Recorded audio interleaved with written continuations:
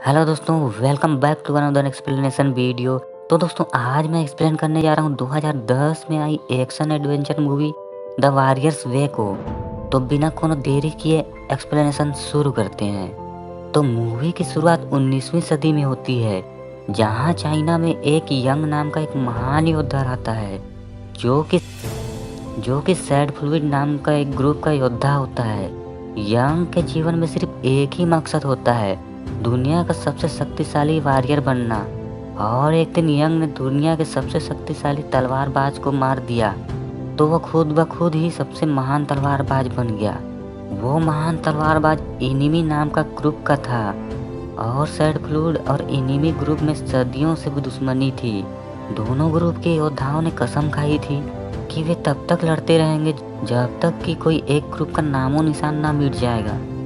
Young ने उस लड़ाई में सभी एनिमी ग्रुप के योद्धाओं को ठिकाने लगा दिया था, पर वहां पर एनिमी ग्रुप का एक लास्ट बच्चा बचा था।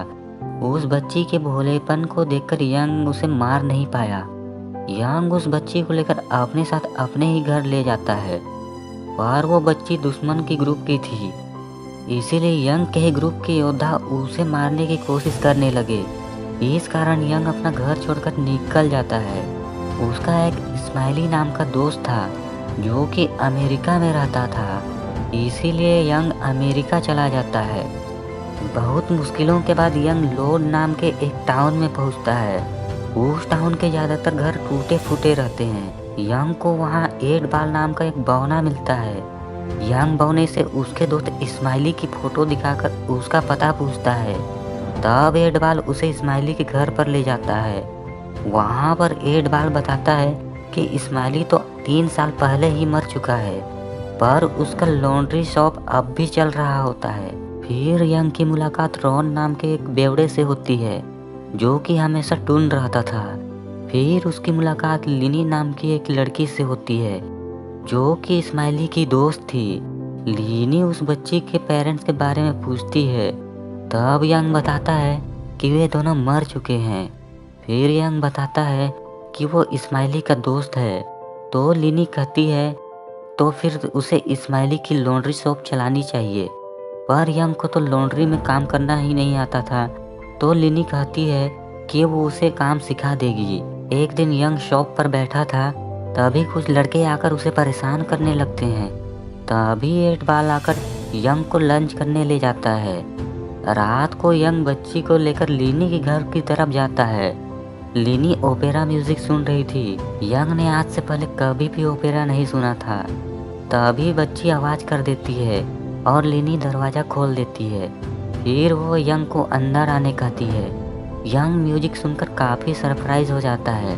दूसरे दिन से यंग उस शहर में अपनी लाइफ एंजॉय करने लगता है। एक वॉरियर के लिए यह सब एकदम नया था। यंग शहर के सभी लोगों से फ्रेंडली हो चुका था। वो बहुत ही मेहनती था। उसने एक बगीचा भी बनाया था। उस बच्ची को भी वहाँ के सभी लोग बहुत प्यार करते थे। लिनी ने उस बच्ची का नाम अप्रैल रखा था। वहाँ पर यंग ने एक बात सीखी कि किसी भी चीज़ को तबाह करने से ज़्यादा उसे बनाने से खुशी मिलती है। एक दिन वो लिनी को कब्रिस्तान में कब्र पर फ्लावर रखते देखा, तो वो एड बाल से लिनी के पास्ट के बारे में पूछता है। तब एड बाल उसे बताता है कि कुछ साल पहले ये शहर एक दरिंदे कर्नल के अंडर में था। वो उन लड़कियों का रेप करता था जिसके दांत साफ रहते थे। एक दिन उसकी नज़र लिनी पर पड़ी, तो वो लिनी के माता पिता और भाई को बंदी बना के लिनी का रेप करने किचन में ले गया। वहीं पर लिनी अपने बचाव में खौलते तेल को कर्नल के चेहरे पर फेंककर वहां से भागने लगती है। तभी कर्नल लिनी को गोली मार दिया। फिर एक एक करके उसके माता पिता और भाई को भी भगवान के पास पहुंचा दिया, पर लिनी मरी नहीं थी। तो टाउन के लोगों ने उसकी जान बचाई, और तब से ही लिनी ने कसम खा ली कि कर्नल को वो जान से मारकर ही रहेगी। फिर यंग देखता है कि लिनी चाकू से निशाना लगाने की कोशिश कर रही है, पर उसका कोई भी चाकू निशाना पर नहीं लगता है। तब यंग लिनी को मोटिवेट करता है। फिर वो लिनी की आंखों पर पट्टी बांधकर निशाना लगाने कहता है, और खुद सामने जाकर खड़ा हो जाता है। लिनी 4-5 चाकू फेंकती है, और फिर जब वो पट्टी हटाती है तब देखती है कि सारे चाकू निशाने पर लगे हैं। शाम को दोनों बैठे होते हैं। तब लिनी पूछती है कि उन्हें सैड फ्लूट क्यों कहा जाता है। तब यंग बताता है कि जब वे लोग किसी को मारते हैं तब उनकी आखिरी आवाज़ बहुत ही दुखदायक होती है। वो बताता है कि बचपन में वो और उसके पिता खेतों में काम कर रहे थे। तभी एक तलवारबाज ने सिर्फ अपनी तलवार की धार चेक करने के लिए उसके पिता को काट डाला। तब से ही वो ताकतवर बनने के लिए सैड फ्लूट जोन किया था। फिर लिनी यंग को अपनी माँ का दिया हुआ लॉकेट देती है। दूसरे दिन जब वो यंग का तलवार देखती है तब वो नोटिस करती है कि उसे वेल्ड किया गया है। तब यंग बताता है कि आज तक उसने जितने लोगों को मारा है उन सभी की दर्द भरी आवाज़ें उस तलवार में कैद हैं, और अगर ये तलवार खुल जाएगी तब उनके लोगों को उसका पता चल जाएगा कि वो कहाँ है। फिर खून की नदियाँ बहेंगी, नदियाँ।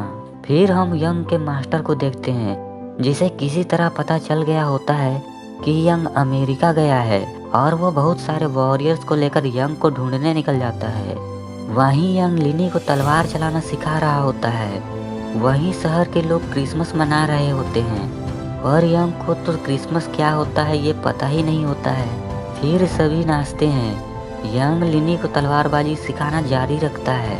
उधर वहाँ का गब्बर सिंह यानी कि कर्नल शहर की तरफ अपनी गैंग लेकर आ रहा होता है। वहाँ पहुंचकर कर्नल लोगों को टॉर्चर करने लगता है। उधर 8 बॉल और कुछ लोग लिनी को पकड़कर एक घर में बांध देते हैं। वे कहते हैं कि उसके बदले लेने के चक्कर में टाउन के सारे लोग मारे जाएंगे। उधर जब कर्नल को एक औरत पसंद आ जाती है तो वो उसे कमरे में आने कहता है, और जब उसका पति मना करता है तो कर्नल उस औरत को गोली से उड़ा देता है। ये सब देखकर उस औरत की 2 जवान बेटियां रोते हुए बाहर आती हैं। उन्हें देखकर कर्नल का लार टपकने लगता है और वो अपने आदमियों से कहकर उन दोनों लड़कियों को तैयार करके कमरे में लाने बोलता है। उधर लिनी अपना हाथ खोलकर वहां से भाग जाती है और दोनों लड़कियों की जगह खुद तैयार होकर कर्नल के रूम जाती है। उधर जब 8 बॉल देखता है कि लिनी वहां से गायब है तब वो सीधा यंग के पास जाकर बताता है। तब यंग समझ जाता है कि लिनी कर्नल को मारने गई है। मजबूरी में यंग अपनी तलवार खोल देता है और तभी उसके मास्टर को यंग का लोकेशन का पता चल जाता है। दूसरी तरफ लिनी अपने साथ एक चाकू लेकर आई थी। वो जैसे ही बाथरूम में कर्नल को मारने जाती है तभी कर्नल उस पर गन तान के कहता है कि उसने उसे सूंघकर ही पहचान लिया था और उसने उसका फेस जलाकर उसकी जिंदगी को बर्बाद कर दिया है और उसकी सजा उसे भुगतनी पड़ेगी। फिर कर्नल लिनी का रेप करने ही वाला होता है कि यंग हीरोइक एंट्री लेकर कर्नल के सभी लोगों को एक एक करके काट देता है। वो कर्नल को मारने ही वाला होता है तभी लिनी बोलती है कि वो उसे मारेगी। फिर लिनी और कर्नल लड़ने लगते हैं। वहां से वे दोनों खिड़की से बाहर गिर जाते हैं। तभी लिनी देखती है कि कर्नल घोड़े से भाग रहा होता है। तब लिनी निशाना लगाकर एक चाकू कर्नल पर मारती है। वो घोड़े से गिर जाता है। टाउन के लोग उसके पास जाकर देखते हैं तो वो तो कोई और इंसान था, मतलब कि कर्नल वहां से भाग गया था। फिर यंग उनसे कहता है कि उसे वहां से जाना होगा क्योंकि उनके लोग उसकी तलवार की आवाज़ सुनकर उसका लोकेशन का पता लगा लिए होंगे और कुछ ही समय में वे लोग वहां पहुंच जाएंगे। फिर वहां खून की नदियां बहेंगी। और 8 बॉल यंग को बताता है कि कर्नल वहां से जिंदा भाग गया है और कुछ ही दिनों में कर्नल अपनी पूरी फौज लेकर वहां आ जाएगा और इसीलिए उन्हें मदद चाहिए होगी।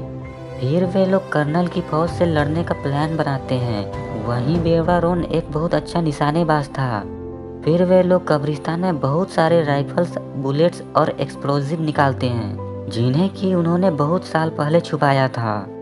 वहीं रोन निशाना के प्रैक्टिस कर रहा था। तब वहां यंग आ जाता है। तब रोन उसे बताता है कि बहुत साल पहले वो एक लड़की से प्यार करता था और जब वो लड़की आखिरी सांसें गिन रही थी तब उसने रोन को कसम दिया था कि वो बंदूक को कभी हाथ नहीं लगाएगा। फिर दूसरे दिन हम देखते हैं कि कर्नल अपनी पूरी फौज लेकर टाउन में पहुंच गया है और यंग उनके सामने तलवार लेकर अकेले खड़ा है। वहीं रोन बड़े झूले में टोप पर राइफल लेकर बैठा था। और जब कर्नल की फौज टाउन के पास पहुंचते हैं तब रोन गार्डन में लगे डायनामाइट पर गोली चलाकर ब्लास्ट कर देता है। इस ब्लास्ट में कर्नल के काफी लोग मारे जाते हैं। वहीं यंग अपनी तलवार से कर्नल के लोगों को एक एक करके काटने लगता है। वहीं बहुत सारे लोग नीचे थे। तब रोन उस बड़े झूले को ब्लास्ट कर देता है। दोनों तरफ के लोग लड़ ही रहे थे कि वहां पर सैड फ्लूइड के वॉरियर्स पहुंच जाते हैं। फिर क्या, तीनों ग्रुप के लोग एक दूसरे को मारने लगते हैं। अब यंग और वॉरियर्स के बीच खतरनाक तलवारबाजी होने लगती है। इधर लिनी जैसे तैसे अप्रैल को बचाने में लगी होती है। जब ज्यादा लोग हो जाते हैं तब वो अप्रैल को 8 बॉल को देकर भागने कहती है। सभी को निपटाने के बाद यंग और लिनी बाहर आते हैं। तब वे देखते हैं कि 8 बॉल जमीन पर घायल पड़ा हुआ है। आखिरी सांसें गिन रहा 8 बॉल बताता है कि अप्रैल को कर्नल के लोग उठाकर ले गए हैं। तब यंग कर्नल के पास जाकर उसके सारे लोगों को गाजर की तरह काट देता है। फिर वो देखता है कि कर्नल ने अप्रैल के सिर पर गन तानी है।